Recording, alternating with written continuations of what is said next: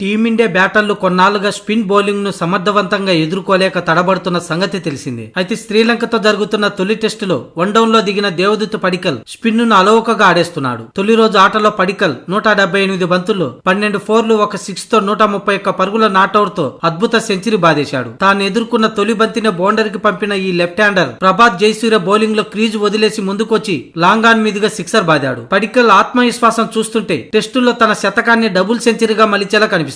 ఈ క్రమంలోనే మాజీ ఆటగాళ్లు పడిక్కల్ పై ప్రశంసలు కురిపిస్తున్నారు. ప్రస్తుత పరిస్థితుల్లో దేవదత్ పడిక్కల్ టీమిండియాకు దేవుడిచ్చిన వరం అని అభిప్రాయపడుతున్నారు. సాయి సుదర్శన్ తిరిగి జట్టులోకి వచ్చినప్పటికీ పడిక్కలే 3వ స్థానంలో కొనసాగించే అవకాశం ఉంది. భారత జట్టులో దేవదత్ పడిక్కల్ రూపంలో ఒక కీలకమైన మార్పు కనిపించింది. జట్టు ఎంపిక ఎంత అద్భుతంగా ఉందంటే పడిక్కల్ క్రీజులోకి వచ్చి స్పిన్ బౌలింగ్ ను ఎంతో సునాయాసంగా ఎదుర్కోవడం చూస్తుంటే రెండో రోజు అతడు డబుల్ సెంచరీ చేసిన ఆశ్చర్యపోనక్కర్లేదు. స్పిన్ ను డిఫెన్స్ చేయడంలోనూ ఫీల్డర్లు దూరంగా ఉన్నప్పుడు సులభంగా సింగిల్స్, డబుల్స్ చేస్తున్నాడు. అలాగే స్లో టర్నింగ్ పిచ్లపై బ్యాక్ ఫుట్ నుంచే దూకుడుగా షాట్లు ఆడుతున్నాడు. ఇది చాలా అద్భుతమైన విషయం. ఇలాంటి పిచ్చిపై స్పిన్ ను ఎదుర్కోవడానికి ఇదే అత్యుత్తమ మార్గమని సునీల్ గవాస్కర్ సైతం ప్రశంసలు కురిపించాడు. పడిక్కల్ క్రీజ్ వదిలి ముందుకొచ్చి బౌలర్ తల మీదుగా షాట్లు కూడా కొట్టగల సమర్థుడు. కాబట్టి స్పిన్ కు అనుకూలించే పిచ్చిలపై సాయి సుదర్శన్ జట్టులోకి తిరిగి వచ్చిన దేవదత్తును 3వ స్థానంలోనే బ్యాటింగ్ చేయించాలి. ఎందుకంటే స్పిన్ బౌలింగ్ ను ఎదుర్కోవడంలో అతను అత్యంత సమర్థవంతమైన ఆటగాడుగా కనిపిస్తున్నాడు. 3వ స్థానంలో ఇలాంటి ఆటగాడు దొరకడం టీమిండియాకు మంచి శుభ పరిణామమని